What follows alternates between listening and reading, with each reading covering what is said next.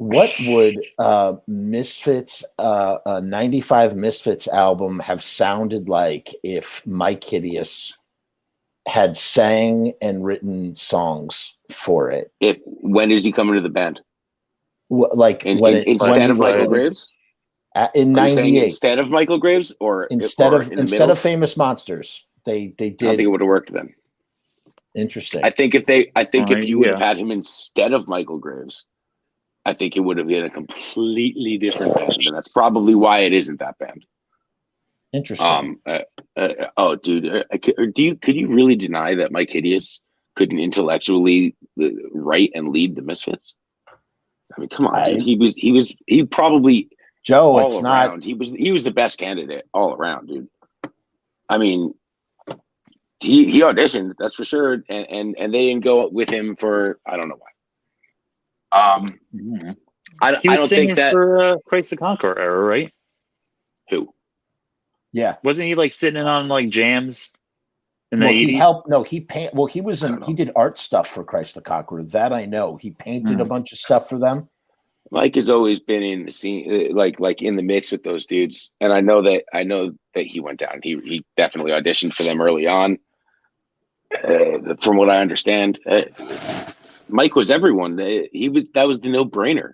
Myke Hideous, like when they first started auditioning people. Yeah, but I mean, I if I was to speculate, I would say that Jerry and Doyle wanted someone younger, more impressionable, more a lump of clay, someone they can get to do what they wanted. You know, Myke.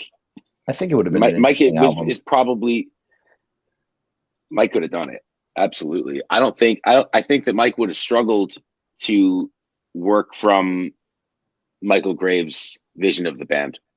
I think if you would have put him, he would have been at a disadvantage to rework that situation at that point. If you would they have been more gothic? Would they have been a more gothic band with Myke Hideous? It would have been. I don't think the other guys would. No, I don't think the other guys would have allowed it, because even Michale Graves, it wasn't his vision of the band anything. Like, Michael had these songs, and those guys turned those songs into what they wanted, you know. So it was a mishmash of Michael songs plus Christ the Conqueror. Like, the musicianship was Christ the Conqueror. The with lyrical content you know what I mean? would have been completely. It would have been a darker. Band all around. It would have been a lot higher brow. I think. I'm not shitting on. But I love Graves and Misfits. I mean, I'm not shitting on it, but it would have been night and day. Yeah, but those guys would have. Those guys would have. They were driving the bus. They would have put their stamp on it. Then nothing would have happened that they didn't get behind. You know what I mean, I don't think. I think that they. I would imagine that they didn't see that they could push Myke Hideous around, or that he was already set in his ways, established, that he had a style, that he had a reputation, you know, and that they probably wanted someone who was more, you know, a fresh face, a lump of clay, you know, someone who they could work with and mold, you know. Let me put it this way. I'm speculating, of course, you know, like. Let me throw this out there. How about this? If, as you guys said, you know, it was Graves' songs along with, you know, Christ the Conqueror stuff, yada yada yada. So an extension of that, and something that I've been talking about on the show, is just that there are, if you look at those songs, that there are some Christian themes running through them. You know, again, I always put this, what's it called? This disclaimer when I say that, and not looking at it in a positive or negative light, just stating it as like an observation. Mm-hmm. And then what I like to think is, well, what about if it was Myke Hideous instead, who was the anchor with his songs along with that Christ the Conqueror stuff? It would have been, as you said, it would have been darker. It would have been. I think they knew that they couldn't get him to do shit like that, man. Probably. You know, like I think that they knew what they were going to get with Hideous, and they made a bad. I don't want to say they made a bad choice, but Myke Hideous intellectually could have led that band. Absolutely, I have no doubt of it in my mind. Would it be anything? Would you have gotten American Psycho or Famous Monsters? Absolutely not. It would have been something different. Would it have been better? I don't know. I think that Myke Hideous had his thumb on the Misfits a little more than Michale Graves did at that point. You know, like Myke Hideous was coming from being a fan of that band for 10, 20 years. Like he knew what he was walking into. You know what I'm saying? Right. Versus where, Graves was learning as he went and bringing his own experiences to it. And that's what made that fucking different and interesting. That's what, Myke Hideous might have been more Glenn Danzig about it, dude. Where Michael Graves wasn't bringing Danzig to it at all because he wasn't coming from there. Well, fuck Myke Hideous, right? Like, what if Peter? And that's Steele what made the Misfits work. Actually, was that Graves wasn't like forget Myke Hideous for a second because I don't think he ever had a shot. But because they wanted like a guy who was already established. If Peter, could you imagine if Peter Steele was the singer of that? Holy fucking crap, that would have been amazing. They would have took it in a second. Yeah, I was just saying. Imagine Michael got his audition because of Peter Steele. Yeah, they were going to do their it would have been more show. Metal. Peter Steele was supposed to be the singer. Yeah, that's what I'm saying. Even more metal. Imagine if that fucking Not went to mention, would have been awesome. They were looking for a name for sure. Yeah. I don't think it would have been awesome. Have you guys ever seen a picture of Christ the Conqueror? Excuse me? Have you guys ever seen a picture of Christ the Conqueror? Oh, yeah. Yep. Look at that getup, huh? Oh, yeah. I've never seen that picture. Yeah. That's Jerry. That's Jerry with spikes on his head. It just looks like he has a thing, and that's the MERP right there. It just looks like a floating head. Jeff, how many shows did they play? I like. They never played a show. How often did they play out? Never. So what is that? A show. That's what I understood too. That's in a rehearsal. That's in a rehearsal. That's all rehearsal photos. That is a dress rehearsal, is what that is. Holy shit. Look at his things right there from the private collection. Who gave you those? I received them many years ago. Don't ask Jeff questions. Jeff has his ways. I received them many years ago, and I generally don't show all that stuff because it's not mine really to show. But every once in a while, when the mood calls for it, you drop a nugget. Yeah, you drop a little nugget. But I I very much like to respect. I like to respect people's intellectual property. Right. That's not to say I won't utilize it and make it into like a multimedia thing, but I'll leave credit. Yeah. But there are times where you could just do a little, put a little something just because people appreciate it. I would have presumed a couple other pictures you would have brought up. Yeah, there are a couple of great, classic, very out there Christ Conqueror pictures. People don't know are Christ Conqueror, but there's some good ones out there. There are. Alt.music.misfits. Do you remember that whole no chat forum thing on? Anyway, so through that, I got in touch with someone who worked with the guy that produced the recordings for the Christ the Conqueror album that never came out officially. And I forget who the producer was exactly. He was like the touring musician / studio musician for like Aretha Franklin or someone of like that caliber. And he would be like, they would just come in, the two of them, the two brothers, just make a lot of noise and then leave. And then he would sit there and try to be like, what the fuck do I do with this? How do I produce this? And like he supposedly sat down and like noodled over it. Do you have any do you know the MERP? Not only do I know the MERP, but I once jammed on some Misfit songs with the MERP a long time ago. What? Jamming? No, I don't jam, and that's why I've never shown that video. I actually just unearthed it in my archives. But it was in Ramy jammed some Misfit songs a couple times. I got some video of Ramy jamming some Misfit songs with me and Loki. Oh yeah, true story. God, yeah, true story. Yeah, was that Buddy Mike's house? Yep. Yeah. Yeah. What's that guy's story though, Jeff? The MERP. The MERP is, why didn't he get that job? Nice guy. The MERP is a very nice guy, and did he play on that record?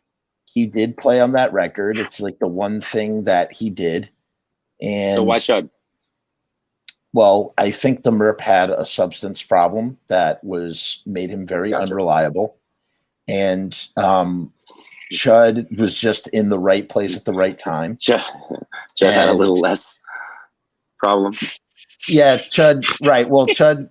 What I can't really speak to any of that stuff. All I can say is that Chud was at the right place at the right time, and maybe those guys just tolerated his antics a little bit better. And or I don't know what his antics even were back then. Who knows? I really can't speak to that at all.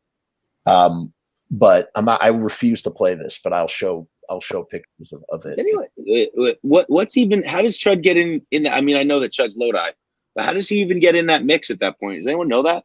Well, anyone know how he got up with those guys, or how he's in the same grade? He was in the same grade. Oh, I know. As Doyle. Erie, Steve Doyle.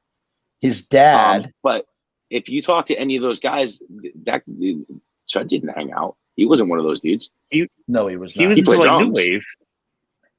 Chud was a band called Dan Kidney and the Pulsations. Yeah, Chud wasn't there yet. That wasn't his crew. Oh God, I have a CD that Chud played on that he gave me by a band called Specific Ocean. Jeff, a lot of people want to see you sing, bro. I'm not. I am not. I see you sing on those podcasts. It's very no. This is embarrassing. I can't do it. I'm not going to do it. Can you? Could you? I didn't even know my wife was filming it first. I can't actually. Could you overdub it for us? Could you play the footage and sing it to us so we know what you're saying? No. Overdub yourself. It's so embarrassing. There's the Merp, right there. Nice. That's the guy who drummed on the Christ the Conqueror thing, and it was me, the Merp, and Pete Murder and Sal in Sal's basement, and we were just hanging out. That's where you are, Sal's basement. This is right down the street from where Jerry and where the Misfits used to rehearse. This is on Grove Street in Lodi. Right. And we were just hanging out, and I weighed about 100 pounds less than I do now. A former shell of myself, and you can see that's Sal.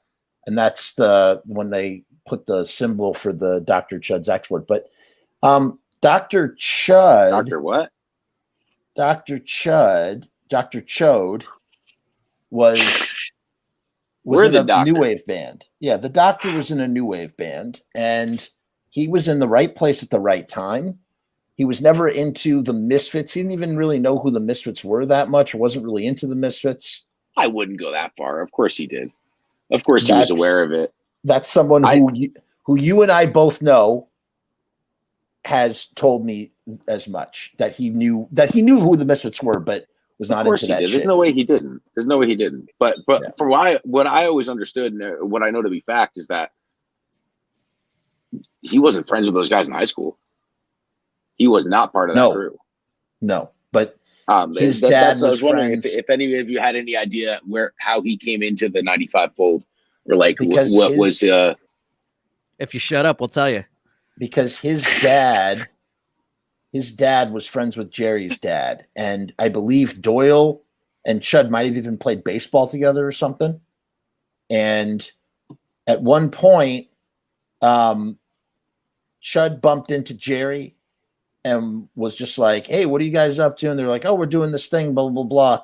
That's how he got into Christ the Conqueror. He started coming down and jamming with them when the Merp was unreliable and couldn't play because he had substance abuse issues. For those of you who don't know, the Merp, the drummer for the Christ the Conqueror album, he was to be the drummer for Walk Among Us at one point.